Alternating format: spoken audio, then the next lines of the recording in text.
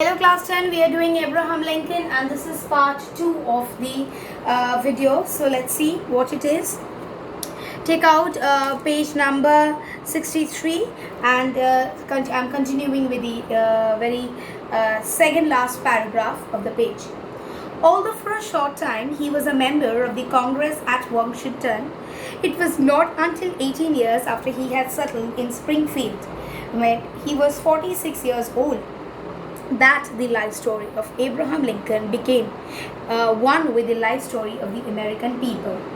That story was crammed into a short space of 10 years, full of romance, glory, tragedy, as have fallen to lot of any man. So it was the short time that he was a member of the Congress at the Washington, and it was until 18 years that he had finally settled in the Springfield. And when he was 46 years of age, that then the life story of Abraham Lincoln really started, which actually became the life story of the other American people. When peace was signed between Great Britain and the United States in 1763, the new American Republic consisted of 13 states along with the Atlantic coast. So the northern states, they were engaged mostly with fishing, they were engaged with farming, and then they had manufacturing, all these things. While in the south there were large plantation of cotton, and then there was tobacco, and they took help from African Negro for plantation of these things. In the north, slavery did not exist, so slavery did not exist in north. In the south, it not only flourished, but it was looked upon as necessary for the prosperous and dignified life of the planters. In the north, slavery system did not take any part, but in the south it was something very necessary, and it was very prosperous, okay, in the south. There was much that was cruel, degrading about American slavery. It was something not very good. It was slavery, it accompanied with domination. People would dominate the rest of the people who were slaves. Much that was happy and humane. It was not at all something happy. They were made to suffer a lot just for some money, and it was extremely inhuman. But as Lincoln said, if slavery is not wrong, nothing is wrong. So if slavery system is not wrong, nothing in the world could be wrong. Struggle began because the southern states were not content merely to keep the slave system as it existed.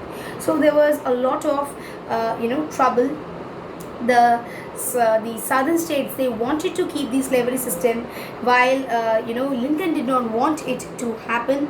So he wanted to pledge in a lot of reforms so that he could abolish slavery.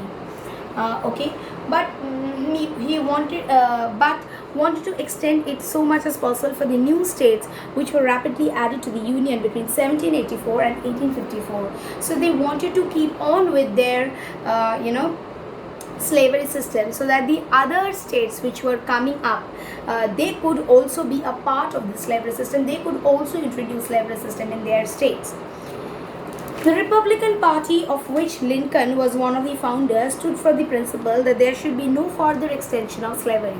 So Lincoln was from a party that was the Republican Party, that he stated that the slavery system, it cannot be any kind of thing that should be extended in the United States.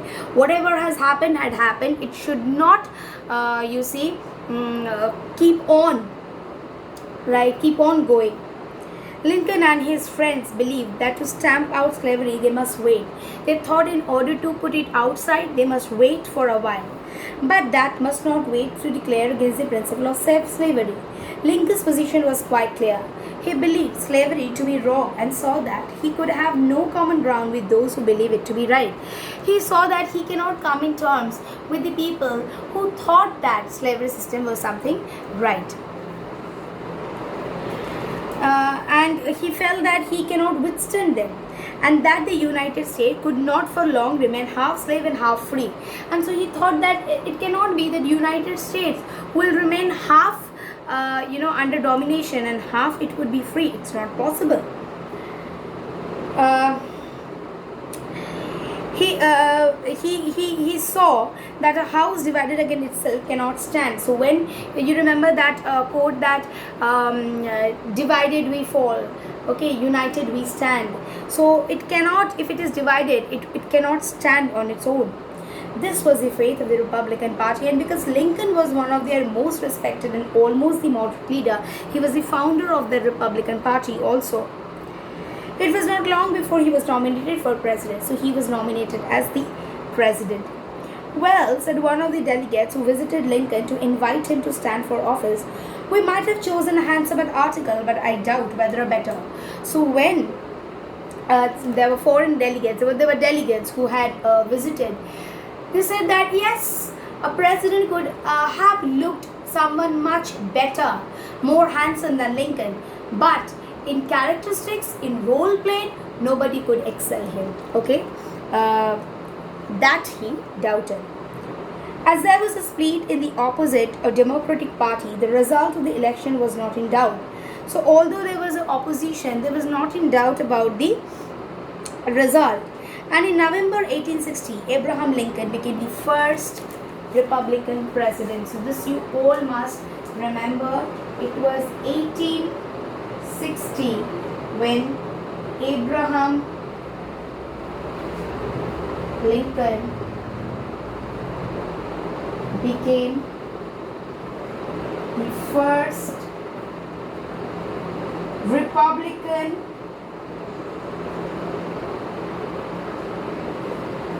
president of United States. So this date is very important for all of you.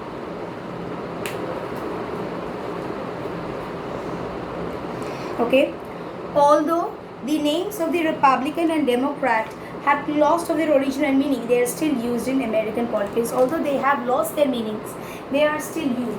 So we see that there was a peace treaty that was signed between Great Britain and the United States, and the year is 1763. And then only we find that there is a striking difference between the North and the South. The North people, they dealt with farming, fishing and manufacturing, whereas the South, they dealt with plantation of cotton and tobacco, where they mainly used the African Negroes as slaves. And Lincoln was totally against it. Lincoln claimed that if slavery is not wrong, then nothing is wrong. And he was the one who thought that it cannot happen. One part of the United States is free and the other part, it supports slavery. Whereas in the South, they were with the intention that whatever new states were building up, they will induce slavery system in that. And eventually, Lincoln became the president in the year 1860. And although Republican and Democrat, they really don't have any meaning right now, but they are still used in the politics of American even now. So there will be more videos on this in my next video. I shall continue with the same chapter, Abraham Lincoln. Thank you so much.